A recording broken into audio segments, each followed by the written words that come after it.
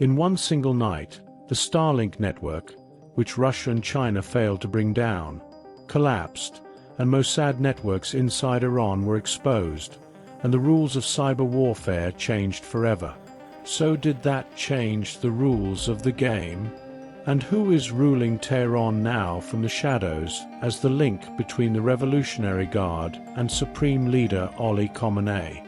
And why might, for the first time, an AI-created nuclear bomb, manufactured by Israel, be used without igniting a world war? And when will the strike on Iran begin? Tonight, I will reveal to you what is being prepared behind closed doors. Good evening. I will be different tonight, and I will not discuss what is being circulated in the media, on social media, regarding the fate of the American military buildups and the Iranian preparations. But I will discuss topics of extreme importance related to that, so I will begin by answering, using documented information, a puzzling question that neither the Egyptian media nor the Arab or Western media has given what it deserves, and whose secret has not been revealed until now. How did Iran bring down the Starlink satellite internet network for the first time since its creation? It is known that this network works with complex and secured ground devices that receive signals from satellites orbiting at an altitude of 400 kilometers above the Earth's surface to provide satellite internet, something that all traditional methods failed to disrupt, such as ground jamming devices, blocking cell towers, cutting fiber optic cables, and others. So the Starlink network continued to operate without stopping, as happened and is still happening in Ukraine. Here the question arises: how was the Starlink network built in Iran? The available information confirms that Mossad and the CIA succeeded over the past 2 years in smuggling more than 10,000 ground receiver devices into Iran through secret and complex smuggling networks that the Iranian regime did not discover, and that some activists in Iran were using those devices before the protests, in a small way that did not attract attention, so they could bypass the Iranian regime's government censorship. But the moment the government internet service was completely cut off to stop coordination between protesters at the beginning of the latest protests, the Iranian authorities were surprised by the activation of the Starlink satellite network immediately across all of Iran. The Revolutionary Guard realized the seriousness of the situation, and that rapid action was inevitable to stop the expansion of the protests, which began to get out of control in a way that posed an existential threat to the regime. So the Revolutionary Guard accelerated what Iranian engineers had been working on: digital identification systems for the electronic fingerprint of the connection points of the ground devices of the Starlink system. And the truth is that they succeeded in tracking them, so that whenever one of the devices was turned on, it lit up on the monitoring screens. And in a massive and extremely precise move, units of the detection system for ground receiver devices were placed on closed, mobile trucks in order to scan all of Iran, starting from Tehran, Isfahan, and Mashhad, reaching the rest of the Iranian cities. And immediately, cyber work teams began recording the coordinates of the locations of the working ground devices and matching them with addresses and identifying the users.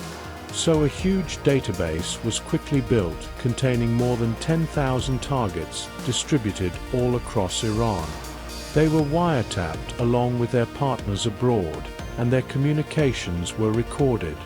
And this explains what Iranian Foreign Minister Araki referred to in his televised interview with one of the foreign stations, that Iran has recordings of voice conversations between agents and their handlers inside and outside. Here the operations of swooping down on the targets began at 3 a.m., with simultaneous raids in all major cities in one wave, with hundreds of teams that moved with full, synchronized coordination. They stormed apartments, university housing, homes, offices, and schools, and everyone was arrested, and most of the devices were confiscated, and some were deliberately left. In less than 4 hours, 10,000 ground devices of the fortified Starlink network were confiscated through a cyber operation that took several days and cost $70 million. succeeding in dismantling a network that took years to build and cost $5 billion. Iran did not stop at confiscation and arresting Mossad cells, but exploited reverse engineering to hack the technology of Starlink ground devices and their encryption tools. The devices that were confiscated, and those deliberately left behind, were turned into spying tools, user lists, and connection logs, revealed by the devices that were deliberately left to operate outwardly under full surveillance.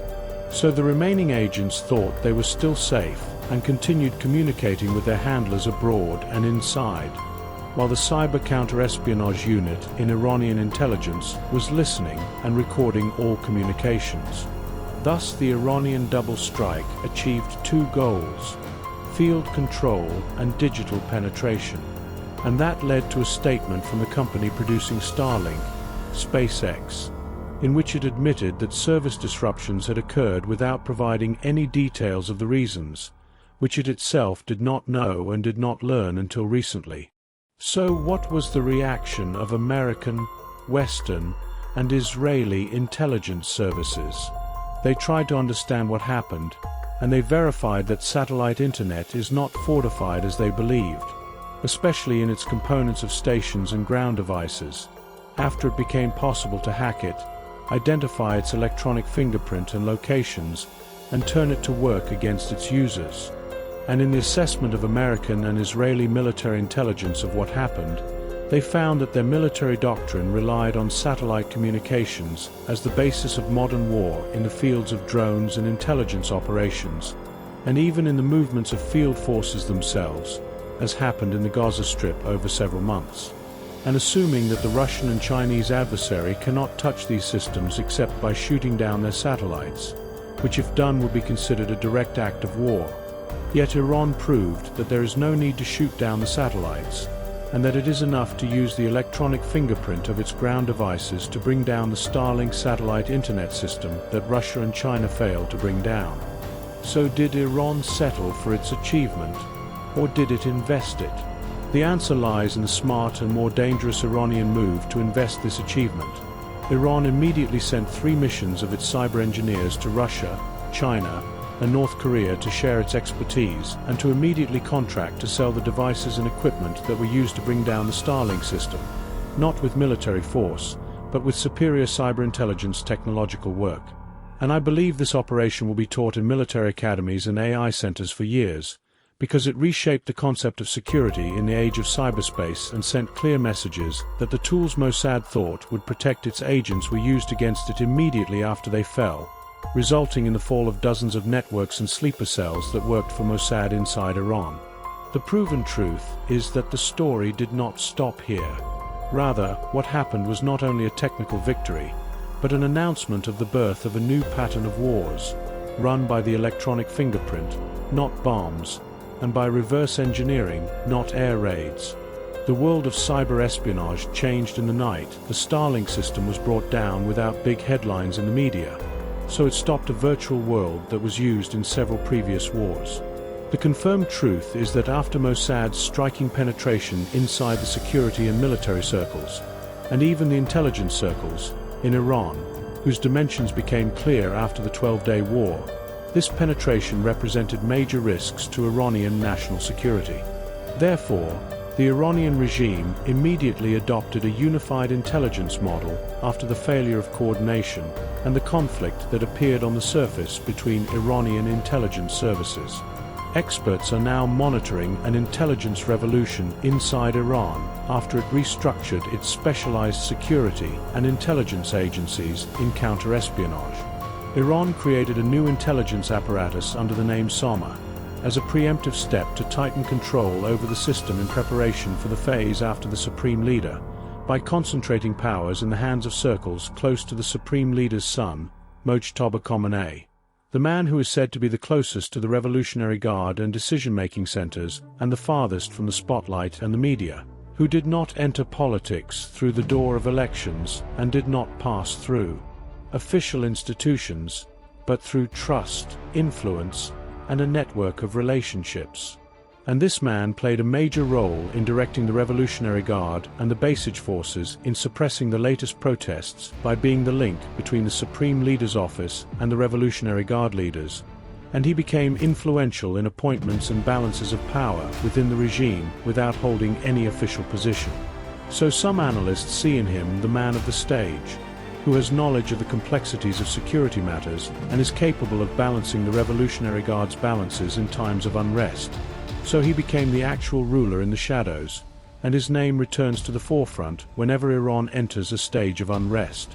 So what happened after the Iranian protests ended on the ground?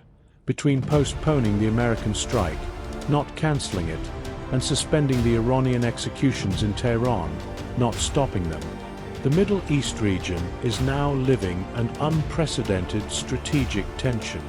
So why did Trump postpone the strike on Iran at the last moments? And what are his real motives for taking that step, which undoubtedly affected the credibility of American threats in the region? And did Iran present an offer behind the scenes at a high price to preserve its system, prompting Trump to stop the American attacks on Iran? Since January 16th, Iran has controlled the demonstrations and protests security-wise, and Tehran's streets appeared empty, and drones to the regime are being flown in Tehran and major cities for monitoring from above, and the police and military presence in all Iranian cities.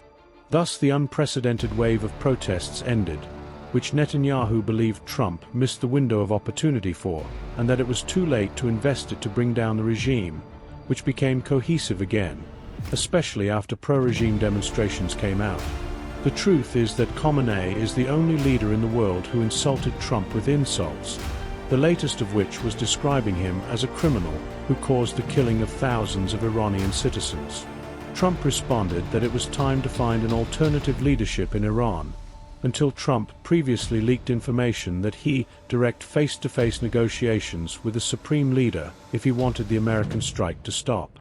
From here, the Supreme Leader issued a decision to stop the execution of 800 citizens 24 hours before the sentence, as a tactical, not strategic response, so that it would not appear as submission to American dictates.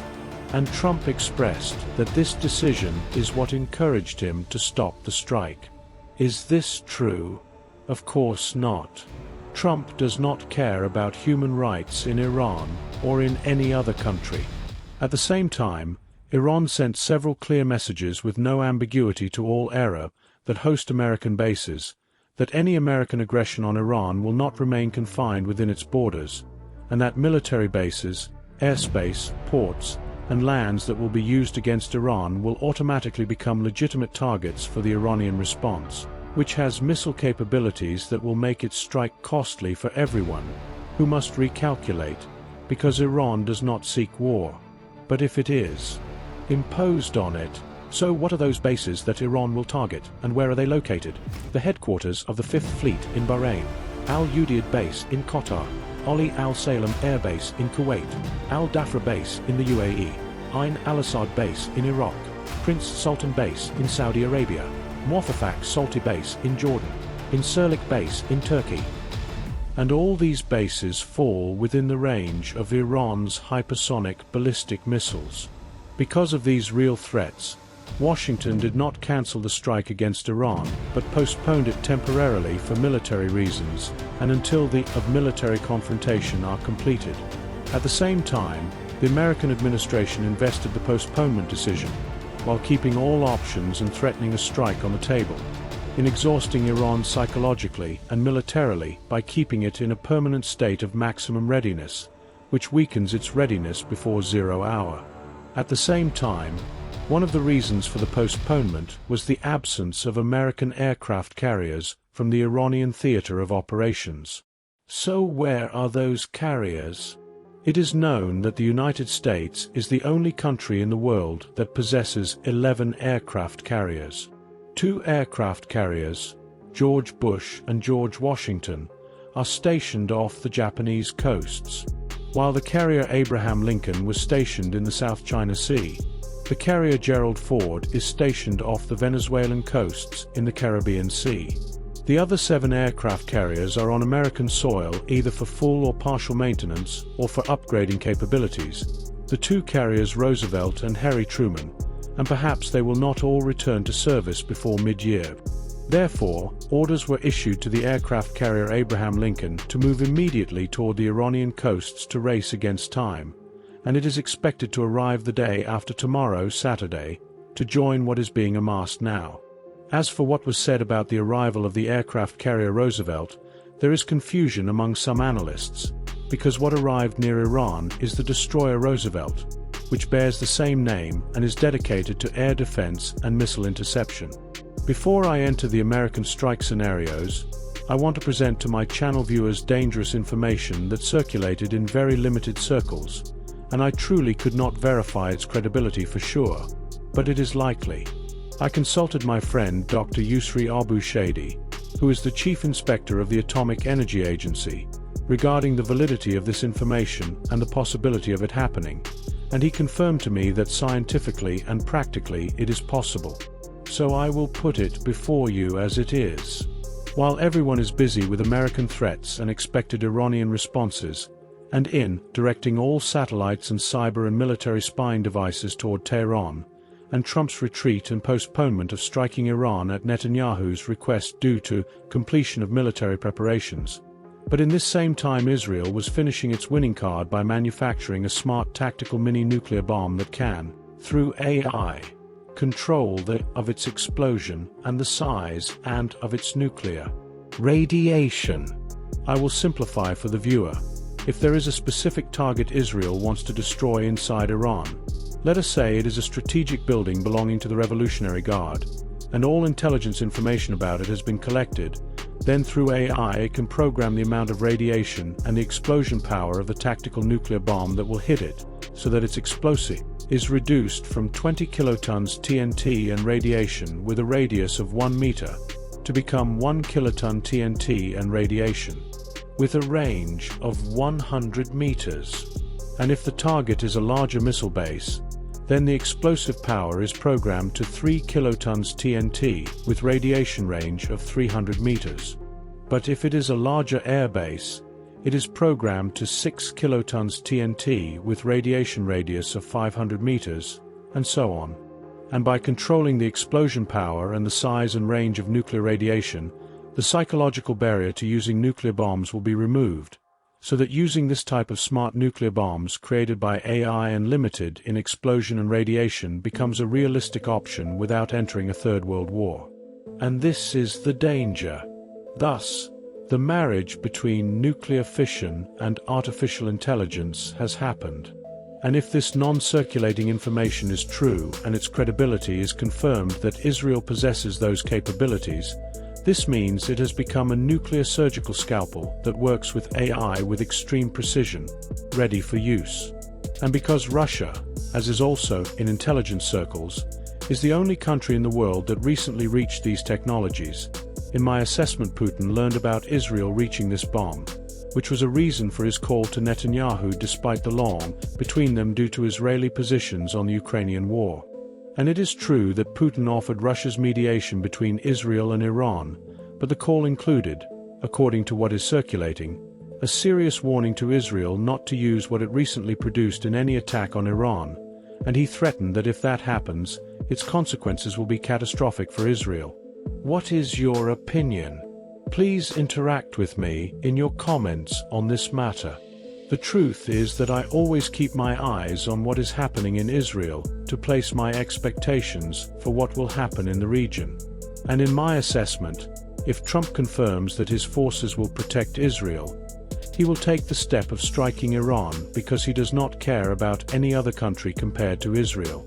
Therefore, the arrival of the second THAAD system with an American crew of 100 officers and operating experts to join the first system already present since before the 12-day war with Iran, and with the continued arrival of an uninterrupted air bridge of American military cargo planes loaded with missiles, military equipment, and logistical military supplies, and with the issuance of orders by the Central Command based on strict directives from Trump for unprecedented maximum preparations.